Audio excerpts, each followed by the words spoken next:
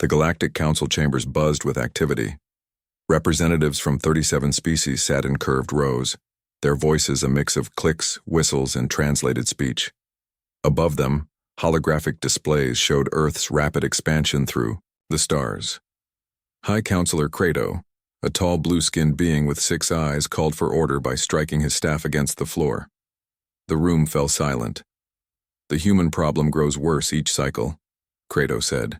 In just 150 Earth years, they have gone from primitive combustion engines to controlling a quarter of their arm of the galaxy. The Terran Empire had surprised everyone. Humans were supposed to be a minor species, interesting only for their unusual biology and creative thinking. No one expected them to adapt alien technology so quickly or to build such effective military forces. Their ships appear at the edges of our territories without warning, said Representative Molu, her tentacles waving in agitation. They mine resources from systems we had planned to harvest next century. And they refuse to share their new weapon technologies, added another representative. This violates the principle of open exchange. Images appeared on the main screen. Human battleships with sleek designs unlike anything in the Council fleets. Data scrolled alongside showing their estimated capabilities. We must act now, before they grow too powerful, Credo concluded. I propose an ultimatum. Humans must reduce their fleet by 70%, open their research facilities to our inspectors, and accept Council oversight for all future expansion. The vote was quick and nearly unanimous. Only 2 species abstained. Both had profitable trading relationships with Earth. Ambassador Minji Lee sat straight-backed in her small office at the edge of the Council zone. At 45, she had represented Earth for only 3 years. But she had expected this day would come. When the Council messenger arrived with the formal document, she smiled politely. The Council requires an answer within 48 hours, the messenger said. Earth thanks the Council for its consideration, Minji replied smoothly. We will respond within the time frame. As soon as the door closed, she activated the secure quantum communicator hidden in her desk. Admiral Taeho Kim's face appeared on the screen. They've done it, she said simply. The Admiral nodded. The predictions were accurate then. Contingency Omega? Yes. Inform the Prime Director immediately. 12 light-years away, in the secure command center beneath New Sol on Earth, Prime Director Jin-Ho Park reviewed the ultimatum text transmitted by Ambassador Lee. Around the circular table sat Earth's highest leadership, military, scientific, and political minds who had been preparing for this moment for decades. They're making their move exactly as our behavioral models predicted, said Defense Minister Sumin Hwang. They fear what they don't understand. Admiral Kim's hologram appeared. In the empty chair to the director's right. Ambassador Lee has confirmed receipt of the ultimatum. We have 48 hours to respond. Director Park looked at each face around the table. Then we proceed as planned. Admiral, activate Contingency Omega. The Admiral nodded and disappeared from the projection. Will they attack when we refuse? Asked Economic Advisor Hyun-Woo Bae. No, said Intelligence Director Ji-Yeon Nam. Our models suggest they expect us to negotiate. They don't believe we have the strength to resist. Their intelligence on our capabilities is exactly what we wanted them to see. Director Park smiled. Slightly. Let's make sure it stays that way for the next 24 hours. Across human space, carefully encrypted messages went out. Hidden shipyards deep in nebulae powered up. Stealth vessels that had never appeared on any official record activated their engines. Research facilities released technologies that had been kept secret for years. In her quarters on the flagship Dauntless, Fleet Commander Ji Hee Kang reviewed the deployment orders. Thousands of ships would emerge from hiding, positioning themselves near critical Council worlds and installations. Will they fight? Asked her executive officer. They might, she replied. But that's not the point. We're showing them that we could have struck at any time, but chose peace instead. She looked at the star map showing the Council worlds and the hidden human forces now moving into position. We've been ready for this since we first contacted alien life. Humans never again wanted to be the technologically inferior species. Back in the Council chambers, Ambassador Lee waited calmly, She had requested the full 48 hours even though Earth's response had been prepared years ago. Let them worry. Let them wonder. When the time came, she would show them just how badly they had underestimated humanity. Deep in the Andromeda Nebula, where radiation clouds blocked most scanning technology, Captain Jiwoo Kim stood on the observation deck of Outpost Sigma. Before her stretched the largest secret in human history, the Hidden Fleet. Thousands of warships filled the massive construction yard, their hulls gleaming under artificial stars. Workers in spacesuits moved between vessels, making final adjustments to weapon systems that no alien had ever seen. Impressive, isn't it? Admiral Do-hyun Park stepped beside her. His weathered face showed the decades he'd spent building this force. More than I imagined, Jiwoo admitted. The Council thinks our fleet is only 200 ships. The Admiral nodded. That's exactly what we wanted them to think. These 5,000 vessels represent just the first wave. A communication officer approached them with a tablet. Admiral, we've received the activation codes. Contingency Omega is now in effect. Begin deployment sequence, Do-hyun ordered. All ships to their assigned positions. Maintain stealth protocols until synchronized reveal. Across the shipyard, engines hummed to life. One by one, the massive warships disappeared into slipspace, their advanced cloaking technology hiding them from even the most sophisticated alien sensors. Will this lead to war? Jiwoo asked quietly. If we wanted war, we could have struck years ago, Do-hyun replied. This is about showing strength so we never have to use it. Commander Min-Soo Ryu piloted his stealth corvette into position near Vertax, the Council's primary military base. Through his view screen, he watched alien warships on patrol, none detecting his presence. All systems nominal, reported Lieutenant Yoonji Lee from the tactical station. The Council ships can't see us. Position confirmed, Min-Soo noted. Now we wait. Similar scenes played out across Council space as human ships took formation around key military installations, communication hubs, and government centers. The key? Council had built their power over millennia, believing their technological superiority absolute. They never suspected humans had studied their weaknesses for decades. In his quarters, Min-Soo reviewed the mission briefing again. His ship carried no explosive weapons, only systems designed to disable rather than destroy. The Terran Empire wanted to demonstrate power, not cause needless death. Commander, Yoonji called through the intercom. We're receiving a message from command. The quantum network is fully activated. The quantum communication network was perhaps humanity's greatest advantage, instantaneous communication across any distance, using principles the Council races hadn't yet discovered. It allowed the Hidden Fleet to coordinate perfectly. In a small laboratory on Mars, Dr. Hyunju Choi monitored the deployment through quantum feeds. As Chief Science Officer for the Terran Empire, she had overseen the development of technologies that would soon shock the galaxy. Phase 1 complete, her assistant reported. All ships in position. And the planetary shield network? She asked. Online and tested. Earth and all major colonies can activate full protection within 60 seconds. Hyunju nodded with satisfaction. For years, the Council had sent observers to human worlds, believing they were monitoring all human technological development. Though observers reported everything they saw, never realizing they only saw what humans wanted them to see. The most advanced research happened in facilities hidden beneath oceans, inside asteroids, or within nebulae. There, scientists developed technologies decades ahead of what the Council believed possible. Any unusual communications from Council worlds? She asked. Nothing significant.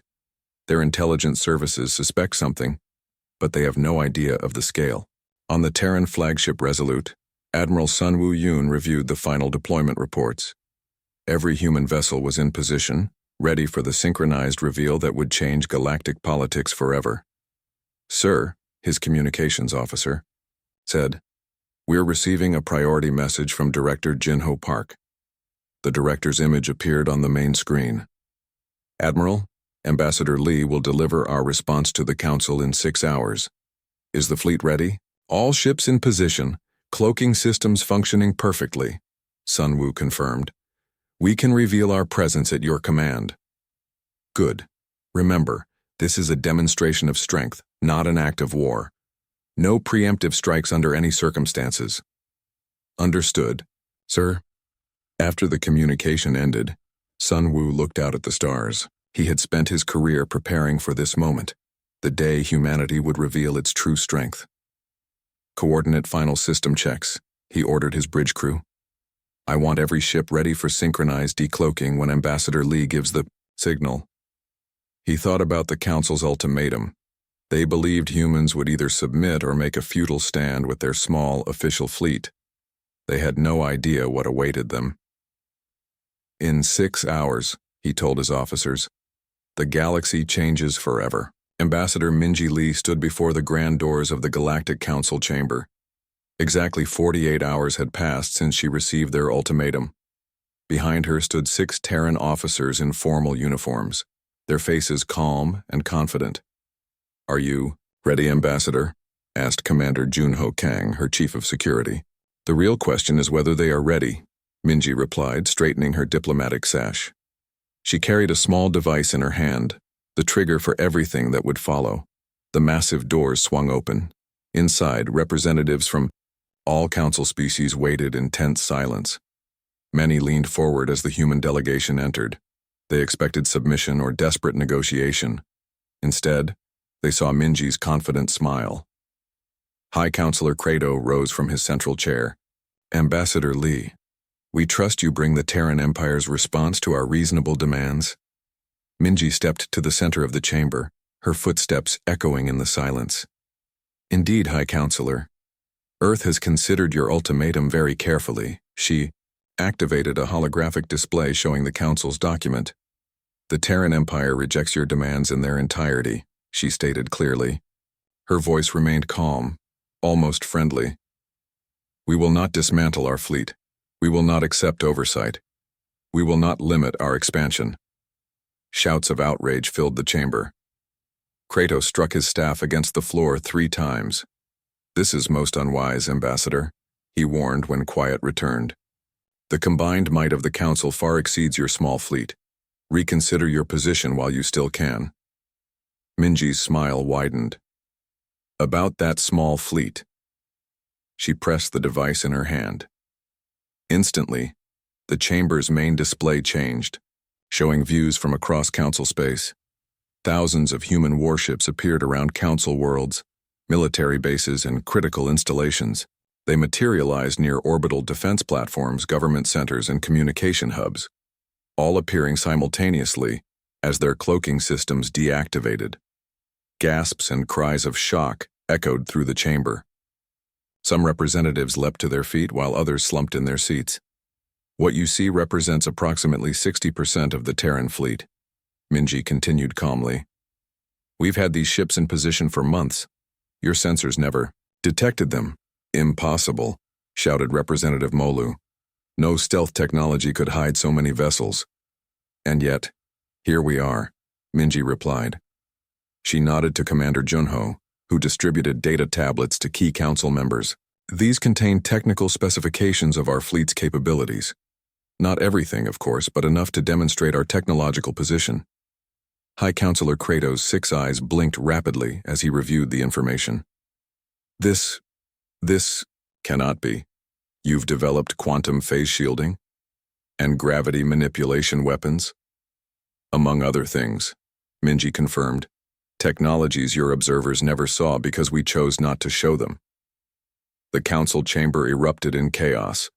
Representatives, huddled in groups arguing frantically, security forces stood at alert, unsure what to do against a threat that had materialized inside their defenses. Minji walked forward until she stood directly before Kratos. Her voice dropped so only he could hear. We could have struck at any time. We chose not to. Remember that. She turned back to address the full council, raising her voice. The Terran Empire has prepared for this day since our first contact with alien life. We expected prejudice. We expected fear. We planned accordingly. Then you came to conquer, accused a reptilian representative. No, Minji replied firmly. If conquest was our goal, this would be a very different conversation. We came to claim our place as equals. She activated another holographic display showing a document titled Galactic Concordat. We propose a new arrangement. Not subjugation under your council, but equal partnership between sovereign powers. We recognize your ancient histories and cultural contributions. We ask that you recognize our right to determine our own future. And if we refuse? Credo asked, his voice hoarse. Then nothing happens, Minji said simply. Our ships remain where they are. Your commerce continues under our watchful eyes. No attacks, no threats, just the knowledge that the balance of power is not what you thought. She scanned the worried faces around her. We believe most species will find cooperation more profitable than conflict. Already several of your members have established back-channel communications with us. This revelation sent another wave of shock through the chamber. Accusations flew as representatives suspected each other of betrayal. We give you 72 hours to consider our proposal, Minji concluded. During that time, our ships will remain in position but will take no hostile action unless provoked. As her delegation turned to leave, a young representative hurried to her side. Ambassador, you've engineered a dramatic shift in power today, he whispered. But power brings enemies. Be careful. Minji nodded thoughtfully. The game has just begun. What happens next depends on whether wisdom prevails over pride. Admiral Sun Woo-yoon stood on the bridge of the Terran flagship Resolute, watching tactical displays show the positions of both human and council forces. 3 days had passed. Since Ambassador Lee delivered Earth's response, the galaxy held its breath. Status report, Sun Woo ordered. All ships maintain position, replied Captain Jeong Shin. Council vessels have increased patrols but keep their distance. No weapons targeting detected. Sun Woo nodded. The massive view screen showed the gleaming spires of the Council's primary, military base. His ship hovered just outside weapons range, visible and imposing. Message from Earth Central, announced the communications officer. Director Park wishes to speak with you. The director's face appeared on screen. Admiral, several council species have requested private diplomatic channels. They want to discuss terms separate from the main council. Which species? Sun Woo asked. The Tellarites, Minari, and Vosk. All trading powers with minimal military forces. They're hedging their bets, Sun Woo observed. Smart move. Ambassador Lee is handling the diplomatic side. Your orders remain unchanged. Maintain position, but take no aggressive action. After the transmission ended, Sun Woo turned to his executive officer. They're starting to break ranks, just as we predicted. Sir, interrupted the sensor officer, we're detecting unusual movement. A small vessel is approaching under diplomatic codes. It's registered to the archivists. Sun Woo raised an eyebrow. The archivists were one of the oldest council species, known for their vast historical records but rarely involved in politics. Verify their codes and permit approach, he ordered. Prepare the diplomatic reception bay. Elder Hyung-Soo Moon, of the archivists, waited in the Resolute's meeting room. His frail body seemed too small for the ceremonial robes he wore. 3 assistants stood nearby, carrying sealed containers. When Sun Woo entered, the elder rose slowly. Admiral Yoon, I appreciate your willingness to meet. The archivists have always maintained neutrality, Sun Woo replied. We respect that. Neutrality is our way, agreed Hyung-Soo. We observe, we record, we preserve knowledge. He gestured to the containers. But sometimes knowledge must be shared. The assistants opened the containers, revealing ancient scrolls and data crystals. What you see before you has been sealed in our vaults for 2,000 years, said Hyung-Soo. Records of other species who faced council ultimatums. Sun Woo's eyes widened as holographic displays activated, showing historical records. The Drellani, Hyung-Soo explained, pointing to images of an elegant crystalline species. They developed faster than light travel independently, built a small empire. The council demanded they dismantle their fleet. They refused. What happened to them? Sun Woo asked, though he feared he knew the answer. They were crushed, their worlds bombarded, survivors scattered and eventually died out. The elder moved to another display. The Vox Collective, the Etherean Republic, the Solaran Commonwealth, all destroyed or subjugated after refusing council demands. Sunwoo studied the images with growing concern. Why show us this now? Because you are the first to successfully resist, Hyungsoo said. The first with the foresight to prepare adequately. He stepped closer, lowering his voice. The council isn't what it claims to be. The founding species manipulate the others, maintaining power through manufactured crises and selective technology sharing. You've known this but said nothing, the elder looked ashamed. We record, we preserve. That has been our way. But watching the same pattern repeat. Their conversation was interrupted by an urgent communication. Admiral, Captain Ji Young's voice came through. We're detecting weapons activation from the crack sector. Sunwoo turned to the tactical display. A small fleet of council ships had broken formation and was moving toward a human mining outpost. The crack's dominion, explained Hyungsoo. Military? Hardliners. They likely act without full council approval, hoping to force conflict. All ships in the sector, Sunwoo ordered calmly, implement Defensive Protocol Theta, non-lethal countermeasures only. Near the mining outpost, 12 Crack's warships approached with weapons charged. They expected to strike a devastating first blow against the humans. Instead, their targeting system suddenly failed. Their engines sputtered and died. Communication systems went silent. From the nearby human vessels, precise energy pulses disabled weapon systems without damaging life support. Within minutes, the entire Crack's attack force drifted helplessly in space, their crews unharmed but completely neutralized. Throughout Council space, the message was clear. Humans could have destroyed the attackers but chose restraint instead. In the Council chambers, the Crack's representative faced harsh criticism from his peers. You've demonstrated exactly what the humans claimed, High Counselor Kratos said angrily. That they could have attacked at any time but chose peace. Ambassador Minji Lee watched silently from her position. The first move had been made, exactly as predicted. Now the real negotiations could begin. The Grand Assembly Hall of New Geneva hummed with activity. Representatives from over 50 species gathered for the historic signing of the Galactic Concordat. Once mighty council members now sat as equals with former subject worlds and independent powers. Ambassador Minji Lee surveyed the scene from a balcony above. Beside her stood Admiral Sunwoo Yoon, his formal uniform adorned with a single medal, the Star of Terra. Did you ever imagine this day would come so quickly? Minji asked quietly. Honestly? No, Sunwoo admitted. I expected years of tension, perhaps even limited conflict. Not this. Below them, the fallen Crack's attack had changed everything. The failed strike exposed deep fractures within the Council. Within days, 7 species had broken away to negotiate directly with humans. Within weeks, the number grew to 20. Evidence provided by the archivists proved decisive. Elder Hyungsoo Moon had revealed centuries of council manipulation, artificially restricting technology sharing, orchestrating conflicts to maintain control, and systematically eliminating potential rivals.